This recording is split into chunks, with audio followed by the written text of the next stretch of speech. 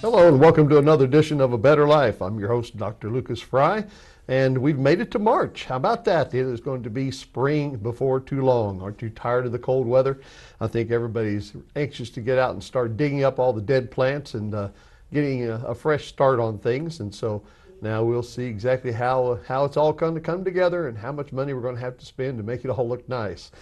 But tonight we have some wonderful guests lined up this evening, and we're going to start off with a young lady by the name of Vicki Ellis has joined us from the Heritage Ranch. So let's welcome her to the show.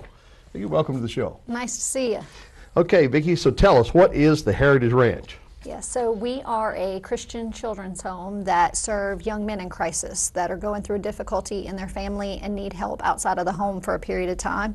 So they come and live with us on our campus in Zachary, and we provide housing, educational support, counseling to them, and then support to their family until they can be reunified. Now, what age group do you basically take care of, or who is welcome? Yeah, ages 10 to 18 is the ages that we work with at the ranch. That's a rough age. It's definitely a time where a lot of the kids are going through a difficult crisis, so there's a huge need for the ranch program. That's cool. So what do they do at the ranch? So, well, I would say it's a lot like just regular everyday life, except that they have a lot of extra staff support and a lot of extra counseling support. But day to day, they go to school. They actually go to public school. They do chores. They do recreation activities. They are going to have individual counseling on a regular basis, family counseling to work through the crisis they're facing. And then they have exercise. They just regular life activities. Might be going to a parade if it was, this week, going to the movies with the house parent couple. They actually live in a residential home with a husband and wife who are staff at the ranch, and their full-time job is to work with the kids and with the families until they can return back home. That's good. Yeah. That's good. How long have you been doing this?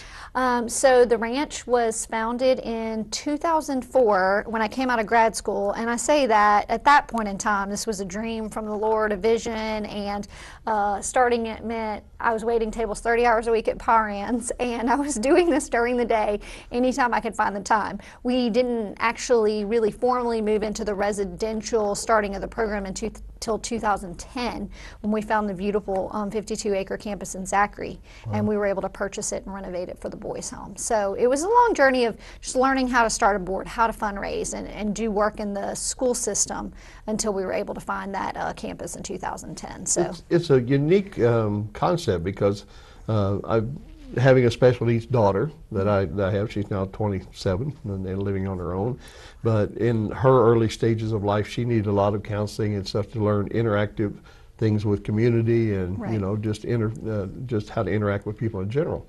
And there was very limited facilities to go to for that type of thing. And then if you have a child that acts out, a lot of people send them to the grandparents. It's like the number one thing, dump them on the grandparents. And they'll straighten them out. They straighten me out so they can straighten them out. But this is a wonderful concept. Yeah, well, we're really excited. One of the things that's really important about the ranch, so we like to make sure people understand, is that it is a family program. Now, granted, it's only the young man that's coming to live with us, but these are families that are engaged. They've tried everything else. Their child might be acting out behaviorally, mental health issues, suicide risk, anxiety, depression, academic issues, and they've tried everything else and don't know what to do. And so while they're placing them at the ranch during the week, our boys actually go home to their families every other weekend. They go home during school holidays. The families come up and do counseling. Siblings come and do counseling. So really, it's really approaching what's going on with the entire family. While it may be more focused around the young man who's really acting out behaviorally or acting out emotionally, what we're really delving into is the root of the problem, and then giving the parents resources, because we're not going to be there forever. Our goal isn't for them to stay at the ranch long term. Our goal is for them to return back home to their family. And so we accept kids from within a 60 to 80 mile radius of the ranch. And right now we actually have just reopened from the flood. And so we're accepting applications right hasn't? now.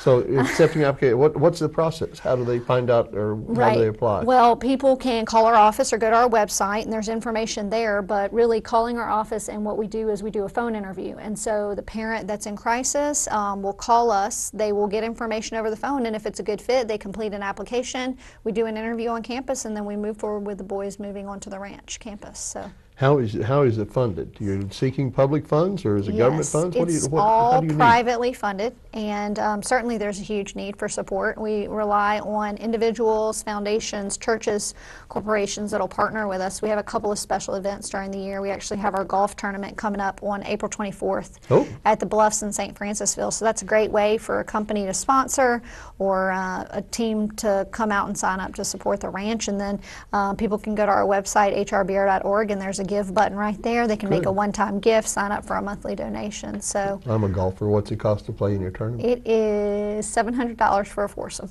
Oh. And the tournaments are really fun. Matt Flynn actually sponsors it, so he's out there to kind of hang out with people for anybody who loves LSU football.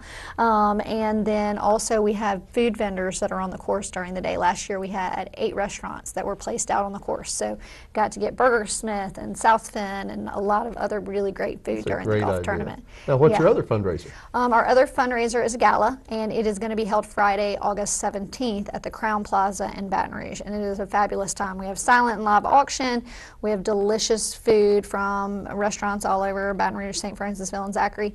And we have a program that evening to share more about the ranch vision, and Kendra Scott, jewelry pool, a band that is going to be Boku Boogie. So we'll plan on having a good time dancing, and it's going to be a really good event to support the ranch program. Sounds like it's going to be fun. Yes, now, sir. That's coming up in August, and yes. So they can get tickets by contacting you. Yes, at the and how much are gala tickets? Gala tickets are $150 for a couple. Well, that's very reasonable. Yeah, so, but sounds like a fun time. It is a good time. So. All right, so what is your long-term goals for the ranch? Well, thank you for asking. We are actually working towards having 10 homes on campus long-term. So we opened in 2015 with 1 home for boys, and right now we are starting a strategic planning process for building 2 additional homes, and the long-term goal is 10 homes for boys and girls. So eventually we'll serve boys and girls from 10 to 18 on campus, up to 10 homes, and every home has a husband and wife, house parent couple that works with the kids and has 6 kids in it. So that's the long-term goal, is to have 60 kids, and then of course their families will be out and about regularly receiving services. You're going to be busy with that. We're busy now with 6, you know, there's a lot going on to provide the support they really need. How bad was your flood? It was really severe. We actually have 3 buildings on campus. My family lived on campus. We have our offices, and we had the boys' home, and we got 4 feet of water across the 52 acres. And so the last year and a half, we've actually been rebuilding. We just opened in January. So it's certainly a very unexpected, you know, for us as it was with everybody, crisis. And honestly, I tell some people, it gives me kind of a window into what these families feel like when all of a sudden their kids, you know, in crisis and out of control, and it can come out of nowhere with teenagers, and you just don't know what else to do, and you're kind of in this survival mode. And it's like going through the flood, you know, all of a sudden everything's topsy-turvy, upside down, and you're just kind of grasping. I feel like it really has reminded me how much you need community and support in a place like the ranch whenever you're going through something like that personally. So great organization. I thank you for being on the show. Thank you so much. I appreciate it. I hope people will contribute to your operation. All right, folks, I tell you what, that's interesting. You got a kid acting out, a male. Now you know that there's help in the area that you can find. And you should donate. They need you, just like everyone else does. Right now, we're from our sponsor. We'll be back with another guest on A Better Life.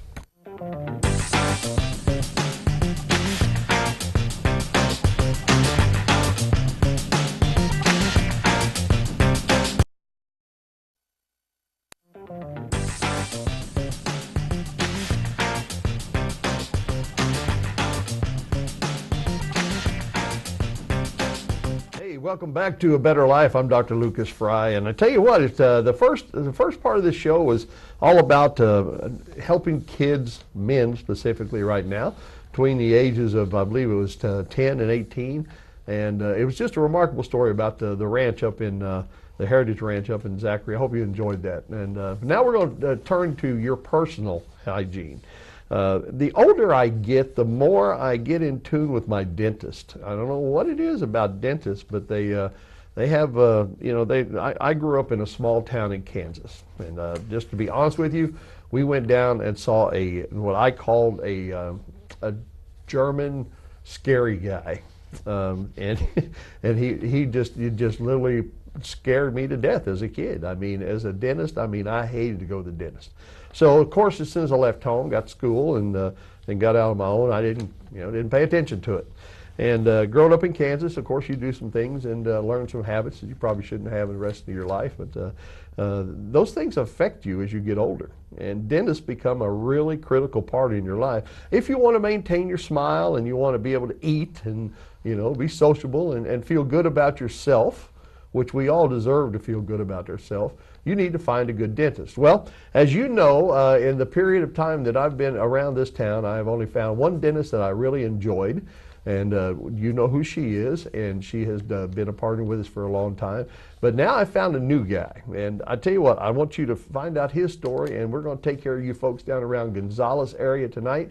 You're watching and you're looking for a good dentist. There's a new one in town, a new boy in town you need to find out about. So welcome to the show, Frank Xavierus. Oh, thank you. Welcome, Frank. Thank you. All right, Frank, I tell you, your story is pretty remarkable. You moved here because, tell that story first. Well, originally I am from Baton Rouge, but you know, after school I just stayed, and then one Thanksgiving my mother had a stroke. Stayed where? I stayed in state of New York because I went to school up there, and then my mother one day had a stroke, and when she was visiting me, so. Then afterwards, we realized with the snow and ice and everything else, to work with a wheelchair and someone who has no balance, basically, is just not very safe. Right. So I said, you know what? Let's just go back home, and that's what we pretty much did. And I guess starting all over again. Yeah, it's tough to move your practice. I mean, you build up a clientele in a particular area, but we're glad you're here now.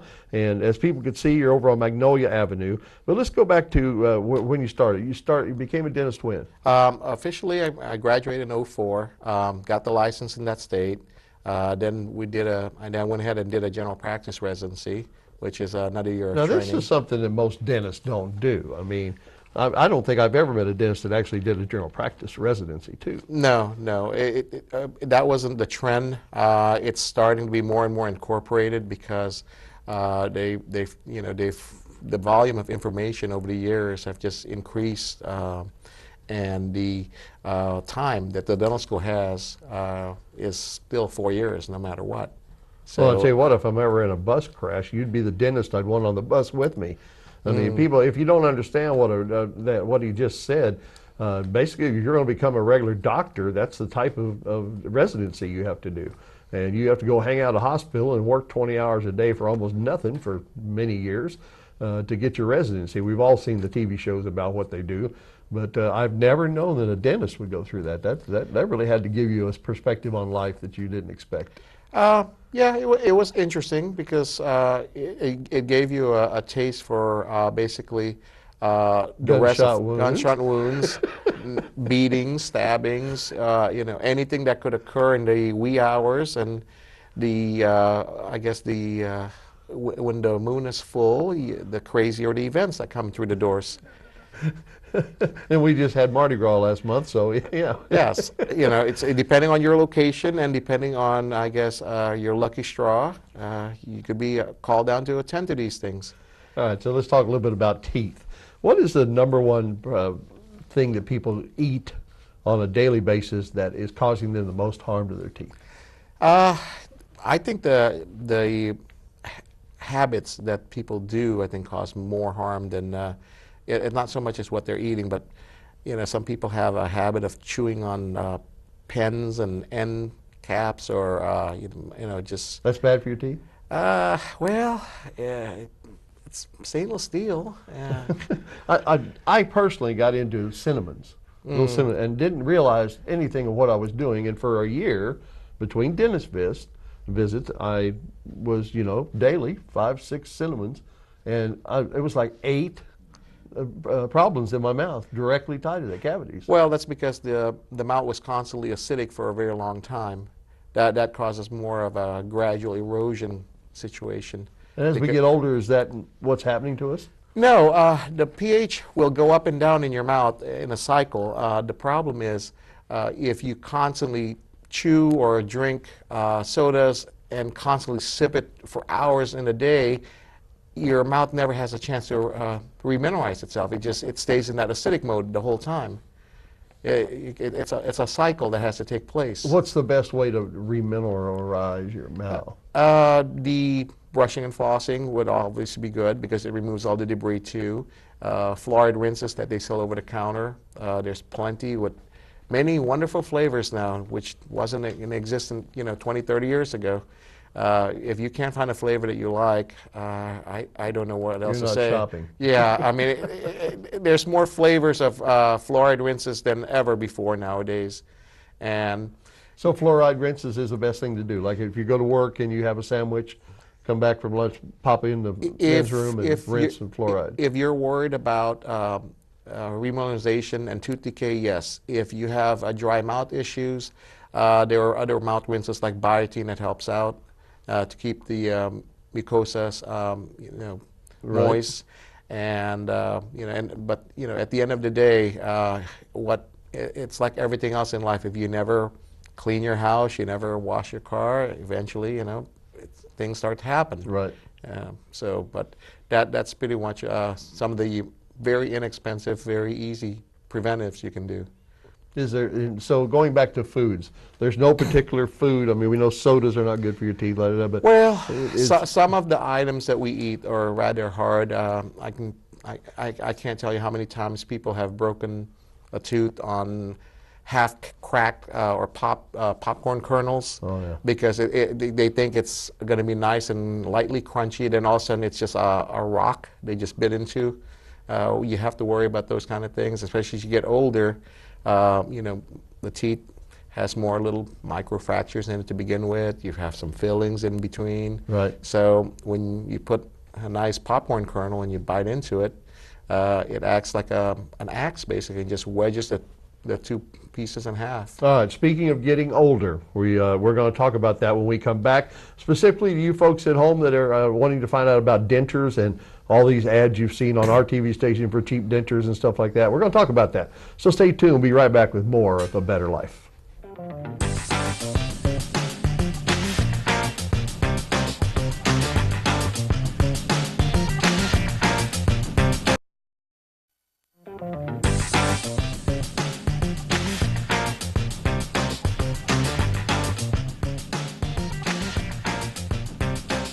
Welcome back to A Better Life, and smiles is what we're talking about on March 1st, I tell you. Yeah, everybody needs to smile in March, and the cold weather's all gone, and we're all getting ready to fix our yards back up and plant some fresh flowers and get on with our lives after this cold, bitter winter that we've had down here in Louisiana. But you also got to feel good about yourself. So as you know, we're talking to Frank Xavieris, and he is a dentist here in Gonzales, and he is a specialist that is a lot of training, as you learned about in the last segment. And I'm sorry? General dentist. General dentist, okay. Yes. Well, I said specialist. You're right. Okay, so got to be legal on these things. And Frank is just a great guy, and we've been talking off camera about dentures because that's what I want to talk about this last segment, because a lot of our audience is older, and we have different mouths and we have different things we need to take care of. Frank, there's a lot of ads on our station about these great, really super affordable dentures, and I'm not going to mention any company names, but just ridiculous prices to get in. You were sharing something that a lot of these are bait and switch type programs. What are we dealing with here? The problem with a lot of the very low end price dentures, they're not the same as what most dental offices provide, because they usually don't use the same quality teeth, they don't use the same quality acrylics, the processing is different on them, and what they do is they have usually an option, which is a nice entry point if you're going to use it as maybe an initial first denture that you're like training wheels, but it's not something to last a couple of years for. It's just not the way it's built, because they do have usually in their buffets a upgrade to a better quality. Sure. And more money. And I see it time after time when people come in the office. I say, well, why can't you meet that $2.99 or whatever special? And I said to them, well, That's really not the same denture. And also, with laboratories, there are now offshore imported items, and the problem with those is it's going into your mouth. You're going to be basically like a lozenge or a piece of candy. It's going to be in there for hours and hours. Do you really want something that no one ever paid attention to in terms of the quality of plastics that it's made of? Because if it's made in another country and it's being shipped here, that country's not going to care. Now, one of the things we talked about is I had actually been in a place where they made the partials, and there was 20, 25 technicians all in their little areas working. And when you said that you don't like to use those kind of places. I'm more of a favor of the smaller mom and pop shop because there's more accountability in terms of the precision of the way things are made, more a sense of pride, because if there's one lady or one gentleman who's manufacturing these things, they tend to really have more of a sense of like, this is my creation, this is my artistic creation, and I tend to have less hassles in terms of adjustments that I have to do, and in terms of the overall fit when the patient receives it.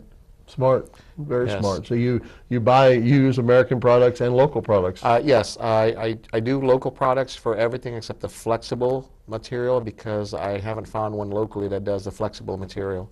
That's only on a flexible partial. Usually you don't do a flexible denture. Now, you were saying about partials that this new thing, implants, is becoming very popular. Yes.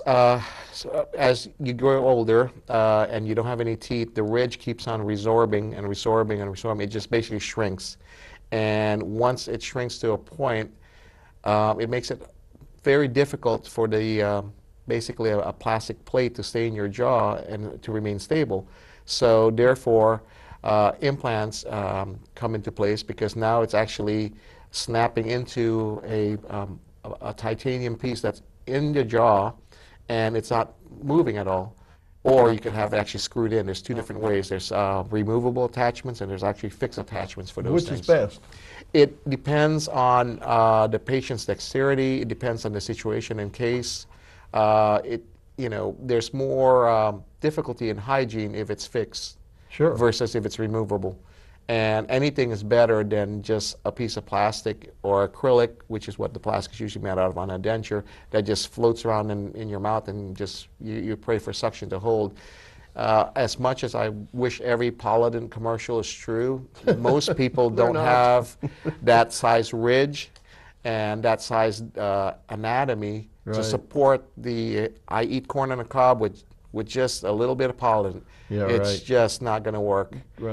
Dentures it's just how much money are we talking about compared to a regular denture going with these new implants? The implants vary in terms of the whether they need to do bone grafting to the sides or any preparation, because once the ridge starts to shrink, you may not have enough diameter and depth for the implant to go in and stay stable, because if the bone's too thin, the implant will burst out to the side and it will fail. Okay, we've given you some great information. On the screen is his information. You should write it down. If you've got any problems with your teeth, if you're thinking about dentures, anything you need, and you do take insurance? Yes, we take insurance. Call ahead, find out if your insurance is acceptable, and I think that we found us a new dentist in town, folks, that we can trust. And I definitely would suggest that you give Frank a call and see if he can help your life get better, because a better life is what it's all about. Frank, thanks for being on the show. Thank you. I appreciate it. All right, so until next time, I want you to remember that March is a month of healing for the land and for everyone, and it's time for summer to start rolling in here. So until next time, remember, you can have a better life through Jesus Christ.